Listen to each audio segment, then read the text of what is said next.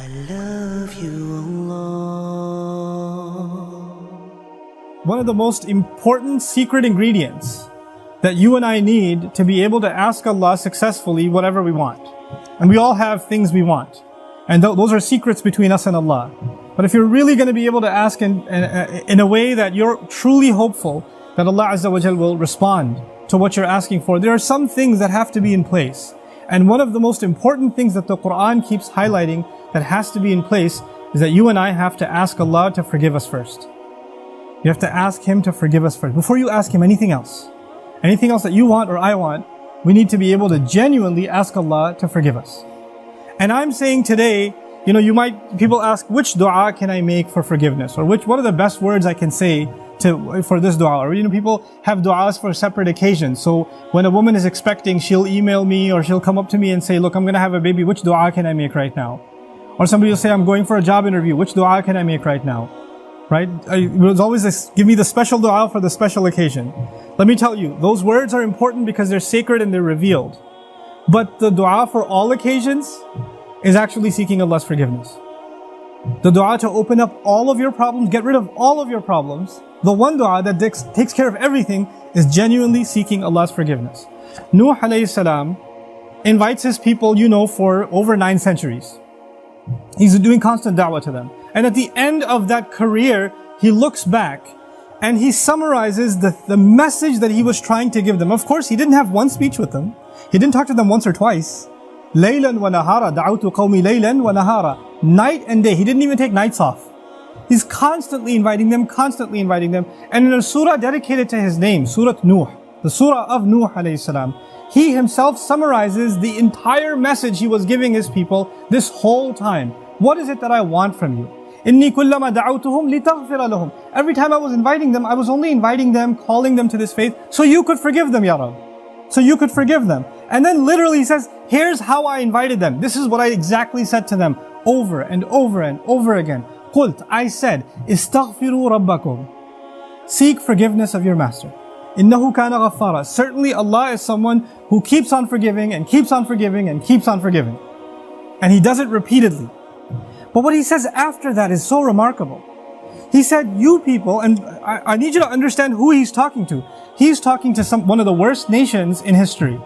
Nuh alayhi salam is described as one of the worst nations of all the nations. Places like Surah Al-Qamar, where Allah describes different nations, or even Surah Al-Dhariyat, Allah describes different nations of the past that rebelled against Allah, that rebelled against the prophets and were destroyed. When He gets to Nuh alayhi salam's nation, what does He say? وَقَوْمَ نُوحٍ مِّن قَبْلِ إِنَّهُمْ كَانُوا هُمْ أَظْلَمَ وَأَطْغَى. The nation of Nuh from much before, they certainly were more wrongdoing and more rebellious than everyone else. Like He has the worst condemnation of the people of Nuh. It makes sense. They had a messenger not for one generation like every other prophet. They had a prophet 3 generations, 4 generations every century. Every 2 decades there's a new generation of kids that have grown up. And he's seen that century after century after century after century. He's seen 40, 50 generations of people. And they've all rejected Him. And He's making the same invitation to all of them. So the reason I brought this up is for a purpose. He's talking to very, very bad people. He's talking to the worst of the worst. What offer does He make to them? He says, istaghfiru rabbakum. Seek forgiveness of your master. Innahu kana ghaffara. He keeps on forgiving over and over and over again. You guys have been messing up over and over again. Allah keeps forgiving over and over again. But His offer doesn't stop there. He says, يُرْسِلِ السَّمَاءَ عَلَيْكُمْ مِدْرَارًا. Yursili. It's actually Jawab al-Amr here. What that means is, if you seek His forgiveness, then Allah will open up the sky for you and it'll start pouring on you. Now that could be a reference to rain. And ironically, it's not a reference that you will get flooded. They did get flooded, right? They did get flooded, but Allah is talking about a different kind of rain now. If you seek forgiveness, that same rain that destroyed them will be the rain that brings them life. They didn't pray for rain. They didn't ask for rain. And Allah just asked them to make dua to be forgiven. But if you ask dua to be forgiven, the sky will open up and start pouring. Now Allah did not say water will pour. Allah did not say water will pour. He said the sky will pour, because the sky has a lot more than water.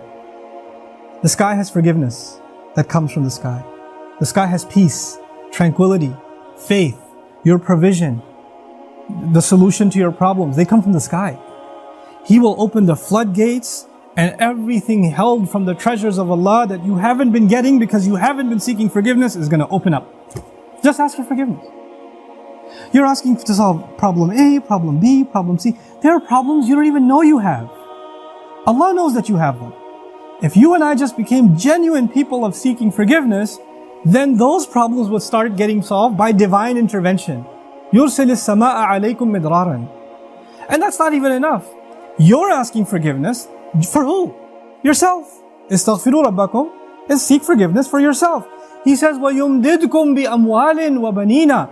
And He will extend you by giving you money and giving you children. He will further your good legacy with money and kids. It's not even money that will lead you away from Allah, because it's in the context of you seeking forgiveness. He'll give you good money that will lead to you doing more good and benefit you in this worldly sense and in the akhirah sense. And He'll give you good children that will give you goodness while they're alive. They will respect you, show you love, obey you, make you proud. They will give you happiness when they're alive. And even when you're gone, they'll continue to do good deeds that become a continuous investment for you after you're in your grave. Allah will give you all of these things. By the way, this is the same two words, money and children. Later on, وَإِنَّهُمْ عَصَوْنِي وَاتَّبَعُوا مَنْ لَمْ يَزِدْهُ مَالُهُ وَوَلَدُهُ إِلَّا خَسَارًا. They disobeyed me, and they only followed the people whose money and his kids do nothing but cause them more loss. Money and kids are a means of loss. But when money and kids come from Allah, after you seek forgiveness, they become gain.